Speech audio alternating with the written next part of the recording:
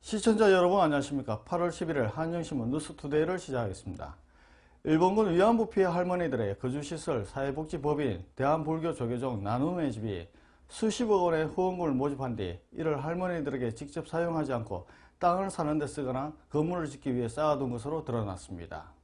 송기춘 나눔의 집 민간합동조사단 공동단장은 오늘 경기도청에서 기자회견을 열어 이런 내용을 담은 나눔의 집 민간합동조사 결과를 발표했습니다.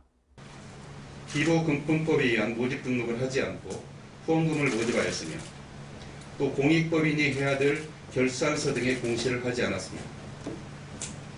나눔의 집은 2015년부터 2019년까지 홈페이지 등을 통해 할머니들의 생활, 또 복지, 증언활동을 위해서 후원금을 모금하는 홍보를 하였습니다.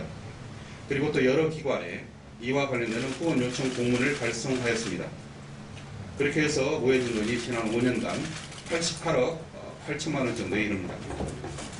그러나 나눔의 집 법인이나 시설은 기부금품법에 의한 모집 등록을 하지 않았고 국세청 홈페이지에 공익법인 결산서 등의 공시도 하지 않아 후원금의 액수와 사용 내역 등이 제대로 공개되지 않았습니다. 둘째, 후원금 대부분은 할머니들을 위해 쓰이지 않았습니다. 오히려 다른 목적을 위해 쓰이거나 비축되었습니다. 2015년 12월 한일 위안부 합의를 전후로 하여 나눔의 집 거주 할머니들에 대한 후원금이 급증하였습니다. 그러나 나눔의 집 운영법인이 할머니들의 생활과 복지, 증언활동에 대한 지원을 위한다며 모금한 후원금은 양로시설 나눔의 집이 아니라 법인 통장에 입금되었습니다.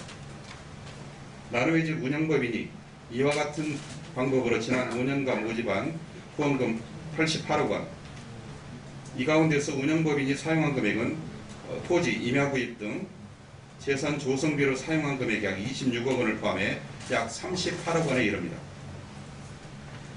그러나 실제 할머니들이 생활하고 계신 나눔의 집에 지출한 금액, 시설 전출금입니다. 이것은 약 2억 원에 불과합니다. 이것은 전체 후원금의 약 2.3%에 해당되는 액수입니다.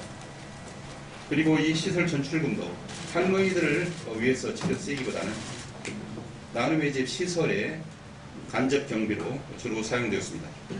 즉 거의 대부분 이 후원금은 할머니들의 생활과 복지, 증언활동을 위해서 사용된 것이 아닙니다. 그리고 남은 후원금은 우리가 이사회 회의록이나 예산서 등을 참고하면 이사분들이 가급적 절약해서 법인의 재산 취득을 위해서 또 요양원과 국제평화인권센터의 건립을 위해서 이것을 비축하도록 한 것을 볼 수가 있었습니다. 이것은 사람을 기망하여 재물을 취득한, 재산을 취득한 행위로서 이것은 상습적인 사기, 그리고 업무상 횡령과 배임, 그리고 이것의 액수에 따라서 특정 경제범죄 가중처벌법 등의 위반의 소지가 있다고 생각합니다. 일본군 위안부 피해 할머니들의 생활을 위해 국민들이 후원한 돈을 할머니들에게 직접 사용하지 않고 땅을 사는 데 쓰거나 건물을 짓기 위해 쌓아둔 나눔의 집의 실태 조사를 보면서 오늘 저는 언론인으로서 그리고 국민의 한 사람으로서 참담한 마음이 크지 않을 수 없습니다. 지금까지 한영신문 뉴스투데이 안대식이었습니다.